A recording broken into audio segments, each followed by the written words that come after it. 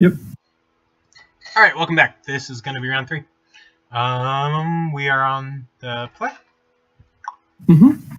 We are not keeping this because it's bad. No. Well, because it's got a 1-drop of the wrong color and only 1 land. Yeah, it's bad. Exactly.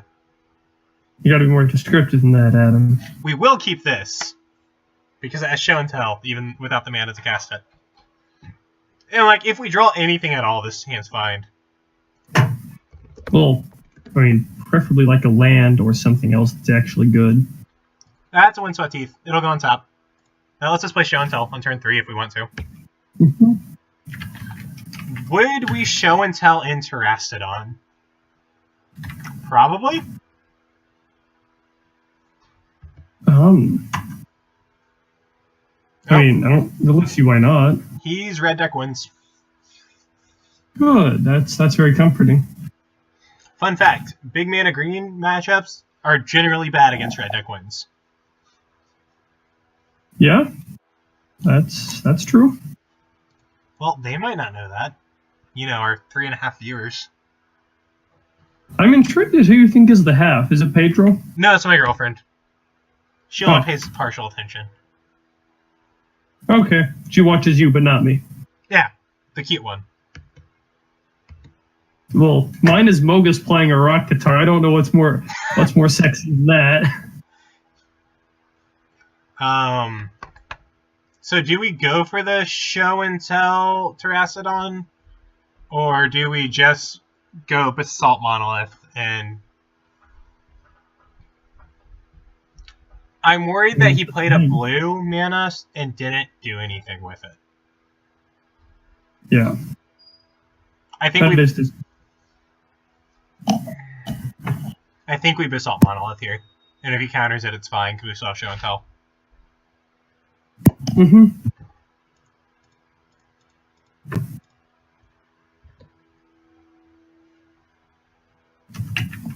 It resolved, which I think is also fine, because that means we have 3 extra mana.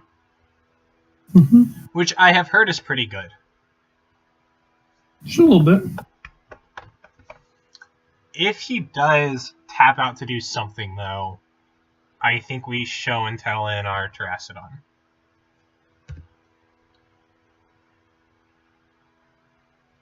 Of course, he could also just have been like holding up Bolt to kill a creature or something. That could be true. Right, he is tapping out to play Deceiver Exarch. He's playing Twin. Great.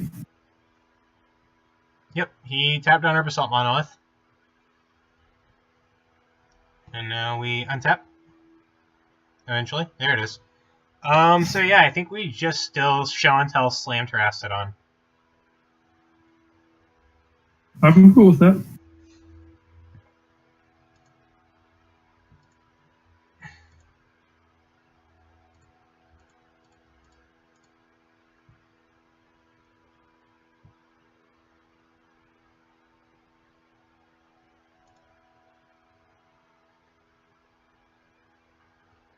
He played a Glorybringer. That's comforting. So we take him off blue. Use our Basalt Monolith. Do we take him down to 1 land?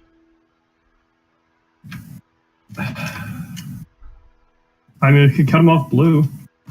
Cutting him off blue only takes 1. Do we use the second one to... That doesn't make any sense. We're not going to use our Basalt Monolith. Because then he can just Glorybringer and kill our 3/3. So I think we only do his island. I mean, we could just nuke all of his lands. Once again, this isn't a coward stream. Well, throwing that out there as an option.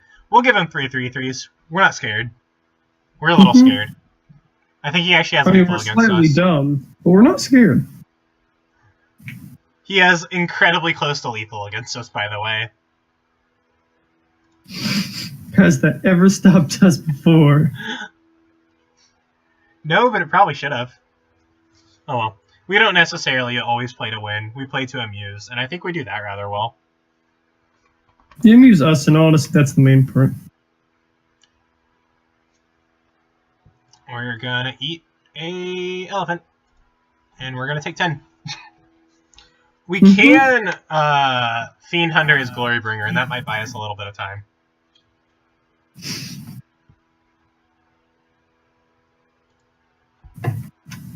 And by that might buy us a little bit of time, I mean that is literally the only way we survive this turn.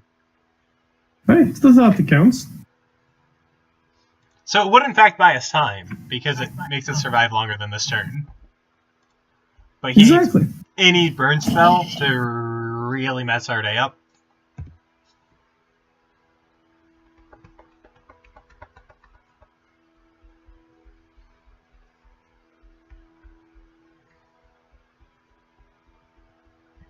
Because he can just burn us and then, or burn 3 damage. Yep, he got it. He burns our Fiend Hunter, he gets back Glorybringer, swings in, we can only block 3 out of 10 damage, and we die. Dang. Let's run it back. I don't think we have any... Charge! I still don't think we have any good sideboard. Do we ever? Sometimes. That Vampires deck that we drafted with Pedro, we had some reasonable sideboard cards. I suppose that's true. I would like to play first again.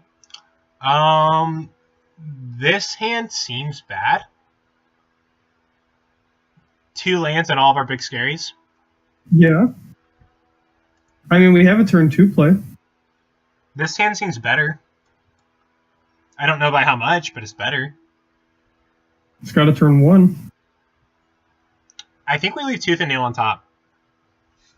Because we're going to Mirari's Wake, hopefully on turn 5, and that lets us entwine it on 6. Mm-hmm. So our first turn is going to be Tundra Soldier. Which at least insulates us from him doing Monastery Swing. Although he could always just bolt the Soldier, and then that makes us sad. Yeah, that is sad. Oh well. Alright, he didn't have a turn 1 play. We're going to fetch out our green-white land.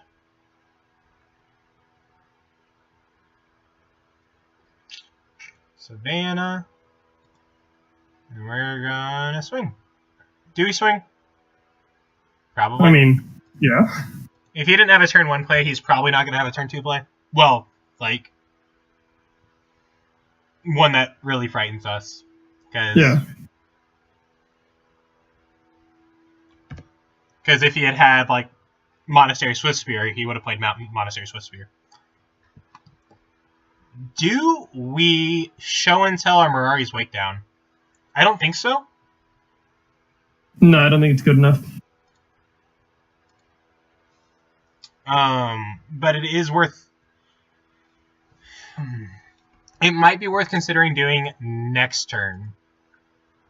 Because it would let us show... If we draw a land. Because it would let us show and tell... it would let us Mirari's Wake and then Tooth and Nail entwine on turn 5 instead of turn 6. Mm-hmm. And doing it a turn faster is pretty good. Especially when it's getting you an Ulamog and an Emrakul. Oh, yeah.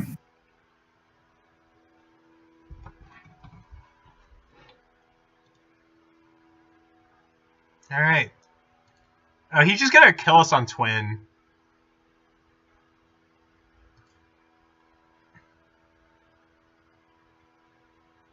He's gonna Pestermite, end of turn, and then Splinter Twin us to kill.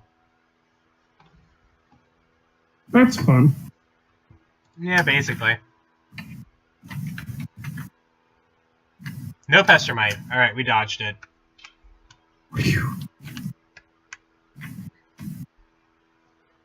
He's pondering? What is he pondering? Whether or not to put the top 3 cards back or shuffle it. Would be my guess. Seems reasonable.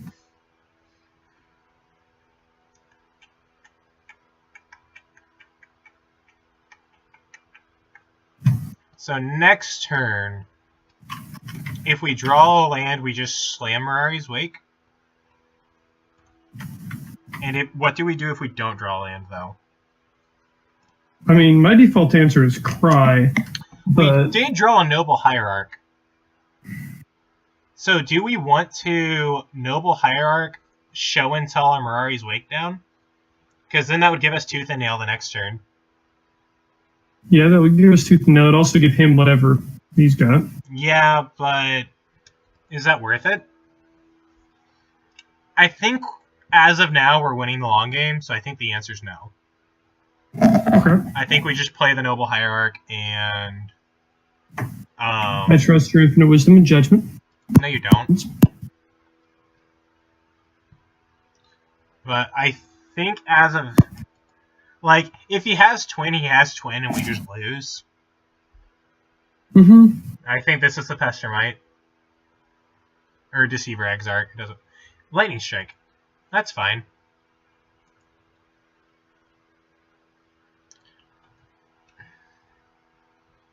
Yeah, I think we're still okay with that.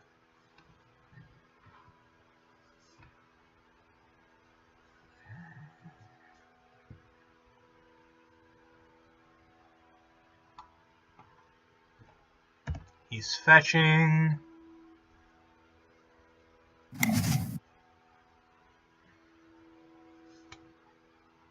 And for 5 mana, he's playing Glorybringer. Is he going to exert it to kill our Noble Hierarch? He is. So now I think we do show and tell the Mirari's Wake if we don't draw a land. Because Glorybringer's probably the scariest thing he can muster. Because if he had anything scarier, he would have played that instead. Yeah, that's true. I mean, I don't like the thought of him having things that are scarier. But oh well.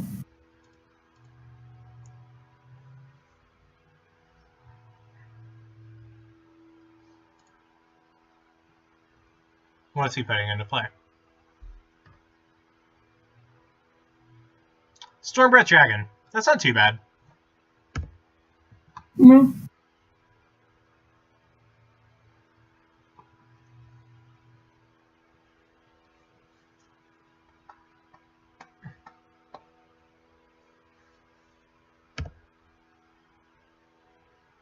So if we draw land, we Tooth and Nail for Ulamog, Emrakul. We natural drew Ulamog. Okay. I think we Genesis Wave here. What are we trying to hit? Kind of anything, to be honest. Well, Very descriptive. He has 8 damage. We could play Terastodon, but that doesn't really help us. Because both of his creatures have flying. That's true. And I guess. we could Tooth and Nail, put Ulamog, Terastodon into play.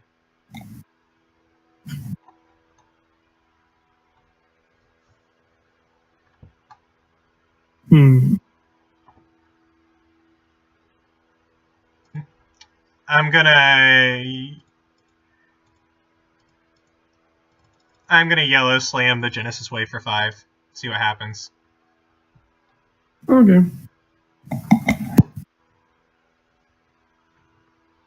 $100 as it gets countered.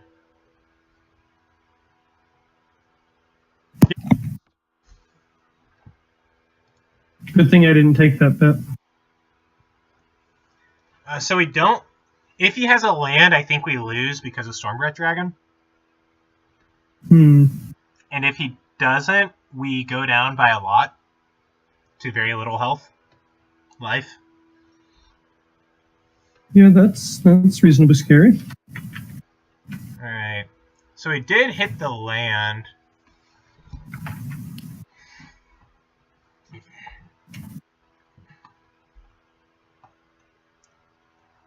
I think we casual cast Ulamog and exile both his creatures.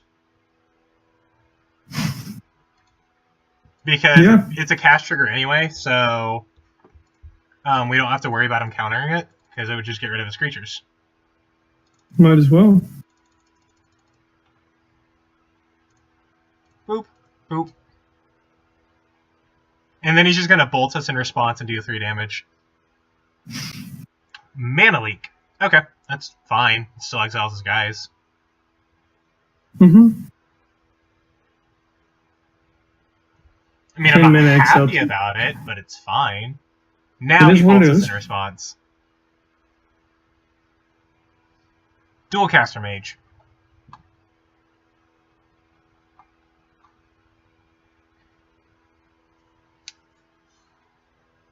Yep, put us to 1. And bolts us. There it is. Alright. I had fun. Chris, what I about had you? some fun too. What? I said, what You about said you? it- But you already answered. You said you had Oh. fun too. Oh, okay. I was just sort of talking over you by default. I had a reasonable amount of fun. We didn't win anything, but You get 10 pro points just for playing. Which, 10 pro points is roughly $1. Or play points, not pro points. I was like, what? If we get 10 pro points, why are we just spamming this? Yeah, we be silver in an hour. Mm-hmm. So you get 10 play points, which is roughly $1 just for playing it all. We will probably be drafting significantly more of this. Mm-hmm. Until Rivals comes out. Yeah, this runs until Rivals comes out, January 15th. Ah, well, okay, that answers that. Yep. And we're gonna try to catch up on some of the episodes we missed because finals got in the way and whatnot. We are both still in college after all. Yeah, that is true. So we're behind by 3 episodes, I think's the number. I'm sure one of our devoted fan base will tell us. Yeah, we went like 2 weeks without posting one. I can figure it out, just by when the last video I put up was. But either way, we'll see you all next time. Chris, do you have anything to say? Apologies for not getting to see my lovely face, of course. I hope my Mogus with a rock guitar can just settle that debt for us. And apologies for not talking as much as I would have liked to. A little bit under the weather. But beyond that, I look forward to hearing from your thousands of comments from our billions and trillions of viewers. And we can be reached, of course, in the comment section or at our email at limitedexperienceshow@gmail.com. Or is it limitedexperience@gmail.com? Limited Experience Show. Okay, just second guess myself. You were at the first time. And beyond that, I think we're good. All right, we'll see you all next time. Bye.